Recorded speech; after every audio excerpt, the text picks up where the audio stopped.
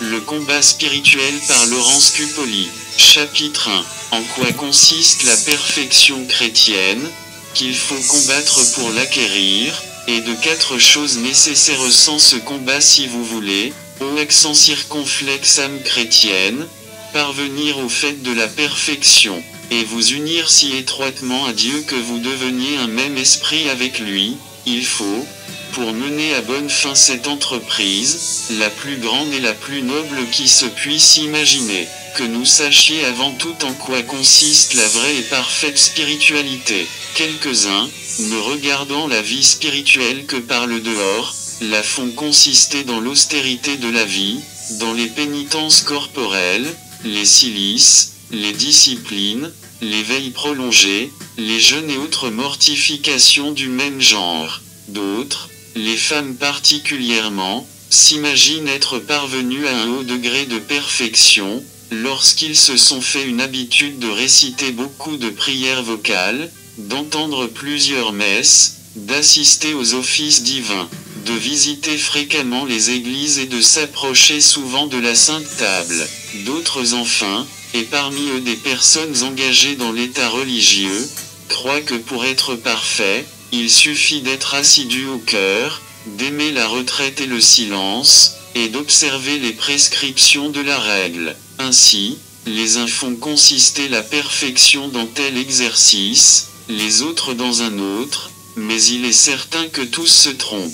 En effet, les œuvres extérieures sont des moyens d'acquérir, mais on ne peut pas dire qu'elles constituent la perfection chrétienne et la vraie spiritualité. Ce sont des moyens puissants d'acquérir la sainteté, employés avec sagesse et discrétion, ils servent merveilleusement à nous fortifier contre la malice et la fragilité de notre nature, à repousser les assauts et à éviter les pièges de l'ennemi commun, à obtenir de Dieu les secours nécessaires aux justes, principalement à ceux qui commencent. Ce sont, en outre, des fruits de la sainteté acquise. Les personnes avancées en perfection châtient leur corps pour le punir de ses révoltes passées et pour le tenir dans une complète soumission aux ordres de son Créateur. Elles vivent dans la retraite et le silence pour éviter les moindres fautes et n'avoir plus de conversation que dans les cieux. Elles s'appliquent au service divin et aux œuvres de piété. Elles s'adonnent à la prière. Elles méditent la vie et la passion de notre Seigneur, non par esprit de curiosité et par amour pour les consolations sensibles, mais dans le désir de mieux connaître leur propre malice et l'infinie miséricorde de Dieu, de s'exciter de plus en plus à aimer le Seigneur, à se haïr elles-mêmes et à marcher sur les traces du Fils de Dieu avec une entière abnégation, et la croix sur les épaules. Elles fréquentent les sacrements dans la seule vue d'honorer la majesté de Dieu, de s'unir plus étroitement à lui et de se fortifier contre les tentations de l'ennemi. Combien est différente la conduite des personnes qui font reposer sur les œuvres extérieures tout édifice de leur perfection, si saintes qu'elles soient en elles-mêmes. Ces œuvres, par le mauvais usage qu'elles en font, peuvent devenir l'occasion de leur ruine et leur causer plus de dommages même que des fautes manifestes. Préoccupées uniquement de ces pratiques de dévotion, elles abandonnent leur cœur aux inclinations de la nature et aux pièges du démon. L'esprit malin, voyant qu'elles s'écartent du droit chemin, les pousse à continuer leurs exercices accoutumés, et à s'égarer, au gré de leurs vaines pensées, parmi les délices du paradis où elles croient jouir, en la compagnie des anges, de la présence de Dieu même. Elles se trouvent parfois absorbées dans des méditations pleines de pensées sublimes, curieuses et agréables, et, oubliant le monde et les créatures, elles s'imaginent être transportées au 3e ciel. Mais pour peu qu'on examine leur conduite, on voit immédiatement combien profonde est leur erreur, et combien elles sont éloignées de la perfection que nous recherchons. Partout, dans les grandes comme dans les petites choses, elles veulent être préférées aux autres, entichées de leur mérite. Elles s'obstinent dans leur manière de voir, aveugles sur leurs propres défauts. Elles ont toujours les yeux ouverts sur les actions des autres pour les scruter et les censurer. comportent la moindre atteinte à la bonne opinion qu'elles ont d'elles-mêmes et qu'elles aiment à faire partager par les autres, qu'on leur commande de quitter certaines dévotions dont elles se sont fait une habitude. À l'instant elles se troublent et s'inquiètent outre mesure, que le Seigneur, pour leur apprendre à se connaître elles-mêmes et leur enseigner le vrai chemin de la perfection, leur envoie des adversités et des maladies, qu'ils permettent, car rien n'arrive ici-bas sans son ordre ou sa permission, qu'ils permettent, dis-je, que la persécution, cette pierre de touche de la véritable piété, s'attaque à leur personne. Vous voyez aussitôt se découvrir le fond de leur cœur, et l'orgueil qui le corrompt paraître au grand jour.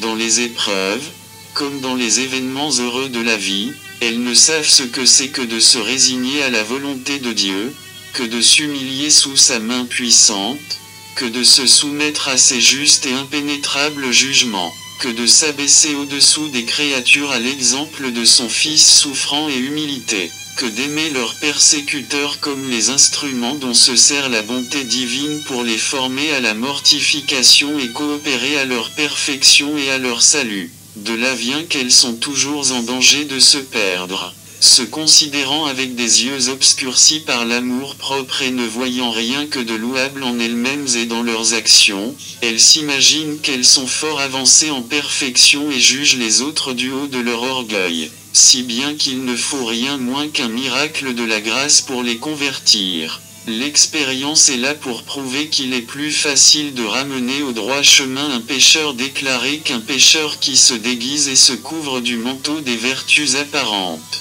Vous comprenez maintenant, âme chrétienne, que la vie spirituelle ne consiste pas dans les pratiques extérieures dont nous venons de parler. En quoi donc consiste-t-elle ? Elle consiste dans la connaissance de la grandeur de Dieu et de notre propre néant, dans l'amour du Seigneur et la haine de nous-mêmes, dans la soumission de l'Esprit à Dieu et aux créatures pour l'amour de Dieu, dans l'abnégation complète de notre volonté et notre entière résignation à ses décrets souverains. Encore faut-il que nous pratiquions toutes ces vertus uniquement pour la gloire de Dieu et en vue de lui plaire, par la seule raison qu'il exige et mérite d'être aimé et servi de la sorte. Telle est la loi d'amour gravée par la main de Dieu même dans le cœur de ses fidèles serviteurs. Telle est l'abnégation qu'il requiert de nous, tel est joug aimable et le fardeau léger qu'il nous invite à prendre sur nos épaules, telle est l'obéissance qu'il nous enseigne par sa parole et son exemple. Si donc vous désirez atteindre au fait de la perfection, vous devez vous faire une continuelle violence pour dompter généreusement et réduire à néant toutes les affections mauvaises de votre cœur, si légères qu'elles vous paraissent. Il faut vous préparer avec ardeur au combat, parce que la couronne ne s'accorde qu'aux soldats valeureux. Songez que, s'il n'y a point de guerre plus rude, attendu qu'en se combattant soi-même on trouve en soi-même un adversaire, il n'y a point non plus de victoire plus agréable à Dieu et plus glorieuse au vainqueur. Si vous avez le courage de fouler aux pieds et de faire mourir en vous tous les appétits désordonnés, les désirs et les moindres mouvements de la volonté, vous serez plus agréable à Dieu et lui rendrez un hommage plus grand que si,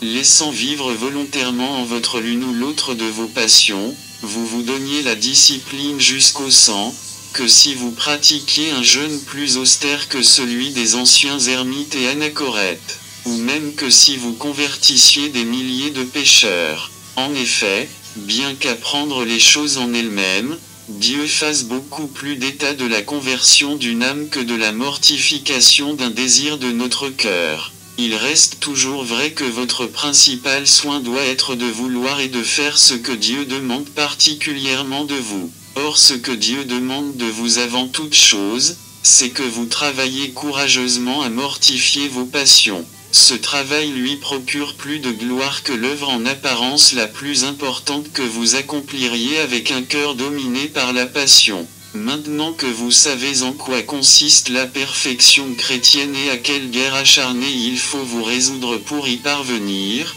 il vous reste à vous munir de 4 choses, qui sont comme autant d'armes assurées, nécessaires à qui veut remplir sagèreté la palme et sortir victorieux de ce combat spirituel. Ces 4 armes infaillibles sont, la défiance de nous-mêmes, la confiance en Dieu, le bon usage de nos facultés, l'exercice de la prière. Nous essayerons, avec la grâce de Dieu, d'en parler d'une manière claire et succincte, dans les chapitres